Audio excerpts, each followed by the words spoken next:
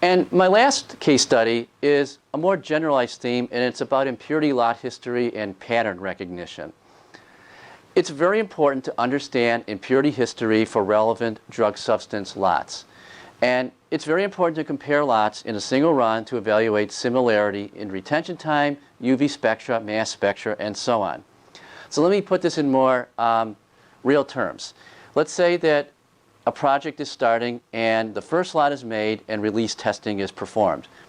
HPLC analysis shows that there's one impurity with relative retention time, 1.10, and it happens to be present at 0.2%.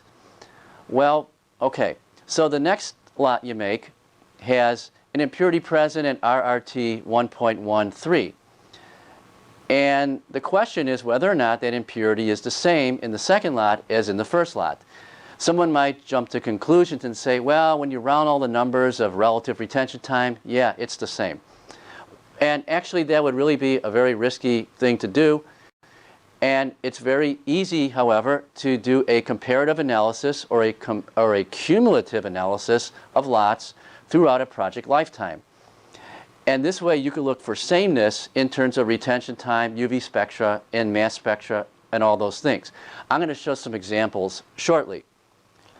I always like to mention that impurity qualification is critical to not forget that even if you show sameness of an impurity, you want to think about qualification, and if you've got the right limits or right amounts qualified in tox studies for a given impurity.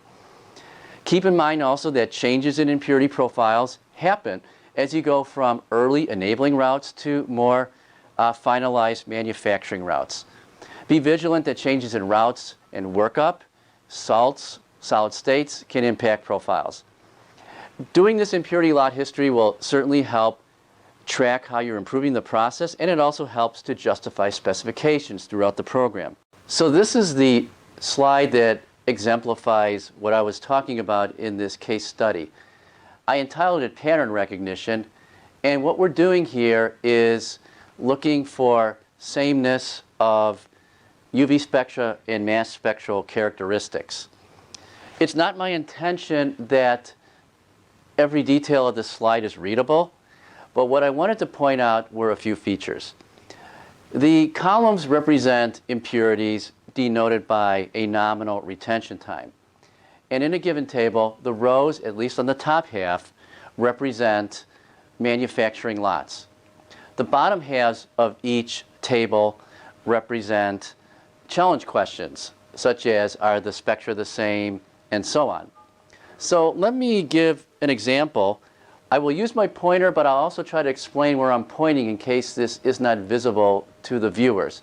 So in the left table, second row, we have toxicology lot. And we see percent abundances of impurities. The one I'm going to single out is this second from the last column, which says 0.50%. That is the amount of impurity in the toxicology lot. And what we have seen in subsequent lots, which are in the fourth and fifth rows, are the impurities of similar retention time, and then the question is whether or not those impurities are the same as what was in the tox lot. Well, by running a cumulative analysis where everything's run in the same analysis, one can look at the UV spectra and the mass spectra of the impurity and ask whether or not there is a matchup between those impurities in the different lots. And in the case of this particular impurity that I singled out, we see that, yes, there actually is a matching. Again, the details aren't critical, but it's important to note that when the plant lot number 3 came out with an impurity at 0.2% and at 0.1% in the subsequent lot, that the toxicology study covered or qualified this impurity, and it basically covered that impurity for the later 2 lots. So for the last thing, I'd like to make some concluding comments. I think it's important to understand your guidelines for ICH, from ICH, as well as your PGI guidelines, as well as in the context of drug development phase to set your specifications. Be aware of alerting structures that may have high toxicity or genotoxicity. Also, it's very important that one has an impurity strategy that covers the entire drug development. Speculate on possible impurities through chemistry knowledge, and maintain an impurities versus lot database throughout the project lifetime. Last, I would like to acknowledge the analytical method development team at Regis, as well as Marlon and Igor here at Regis, who helped a lot with the derivatization work.